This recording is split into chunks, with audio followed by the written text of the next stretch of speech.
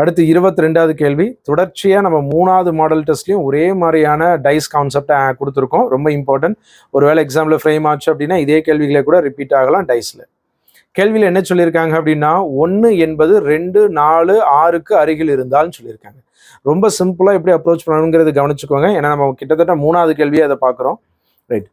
1 அப்படிங்கிறது மேலே இருந்துச்சு அப்படின்னா 2, 4, 6க்கு அருகில் இருக்கு அப்படின்னா அதெல்லாம் அதை சுற்றி இருக்கக்கூடியது. முன்பக்கம், பின்பக்கம், வலது பக்கம், இடது பக்கத்தில் எங்கேயாவது அது இருக்க போகுது.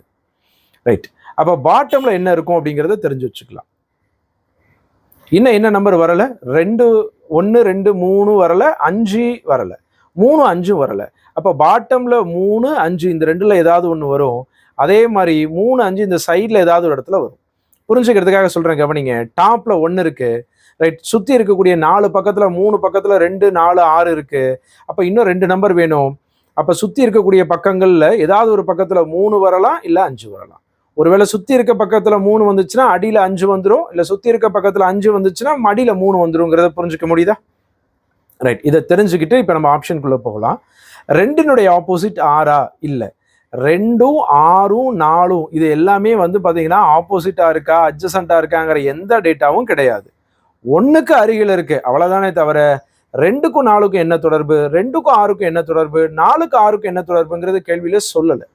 அப்போ 2 அப்படிங்கிறது 6க்கு ஆப்போசிட்ல இருக்கானா? ஆப்போசிட்லேயும் இருக்கலாம், அட்ஜசன்ட்லேயும் இருக்கலாம். உறுதியாக அதை சொல்ல முடியாது. ஏன்னா உண்மையாக எது இருக்கும், ரைட், எது நெசசரியே ட்ரூவாக இருக்கும்னு கேட்குறாங்க. உறுதியாக நம்மளால சொல்ல முடிஞ்சாதான் சொல்லணும், இருக்கலான்னு சொல்லக்கூடாது. அப்போ ஃபர்ஸ்ட் ஆப்ஷன் தப்பு. ஏன்னா 2 6க்கு ஆப்போசிட்டா அப்படின்னா கிடையாது. அப்போ அட்ஜசண்டா அப்படின்னா அதுவும் தெரியாது. அட்ஜசண்டாவும் இருக்கலாம், ஆப்போசிட்டாவும் இருக்கலாங்கிறது இங்கிருந்து நம்ம சொல்ல வரோம். அடுத்த ஆப்ஷன் பியில் 1 அப்படிங்கிறது அட்ஜசன்ட் டு 3 அப்படின்னு கேட்குறாங்க. 1 அப்படிங்கிறது 3க்கு அட்ஜசண்டா இருக்குமா அப்படின்னா, ஒருவேளை சுற்றி இருக்க பக்கங்களில் 3 வந்துச்சுன்னா அட்ஜசண்டா இருக்கும், ஒருவேளை அது அடியில் வந்துச்சுன்னா ஆப்போசிட்டா இருக்கும். அப்போ இதுவும் உறுதியானது கிடையாது. ஏன்னா 3ங்கிறது அடியிலையும் இருக்கலாம், சைட்லையும் இருக்கலாங்கிறது நம்ம இங்கே தெரிஞ்சுக்கிட்டோம். அடுத்து 3 இஸ் அட்ஜசன்ட் டு 5ஆன்னு கேட்குறாங்க. ரைட். ஒருவேளை 3 சுற்றி இருக்கக்கூடிய ஏதாவது ஒரு பக்கத்தில் இருந்துச்சுன்னா கண்டிப்பாக 5 அடியில் தான் வந்தாகணும். அப்போ அடியில் இருக்கக்கூடிய 5ம் சுற்றி இருக்கக்கூடிய 3ம் வந்து பார்த்தீங்க அப்படின்னா அட்ஜசண்டாக தான் இருக்கும். அப்போ 3வது இது உறுதியாக சொல்ல முடியும். ரைட். ஸோ இப்போ உங்களுக்கு தோணலாம், சார் 3, 5 எங்கே இருக்குன்னு உறுதியாக உங்களால் சொல்லவே முடியாது, எப்படி நீங்கள் அதனுடைய ரிலேஷனை சொல்கிறீங்க? நல்லா கவனிங்க. 1 3 சைடில் இருந்தால் 5 அடியில் இருக்கும். ஒருவேளை 5 சைடில் இருந்துச்சுன்னா 3 அடியில் இருக்கும். எப்படி இருந்தாலுமே அது அட்ஜசண்டாக தானே இருக்கும் அது ரெண்டுக்கும். அதனால தான் அது ரெண்டும் உறுதியாக நம்மளால சொல்ல முடியுதுங்க. அடுத்த ஆப்ஷன் டி தப்பு தான். 3 அப்படிங்கிறது ஆப்போசிட் டு 5ஆன்னு கேட்குறாங்க. கண்டிப்பாக கிடையாது. ரைட். அட்ஜசண்டாக மட்டும்தான் இருக்கும், ஆப்போசிட்டாக இருக்க வாய்ப்பே இல்லை. அப்போ ஆன்சர் ஆப்ஷன் சி. ரைட்.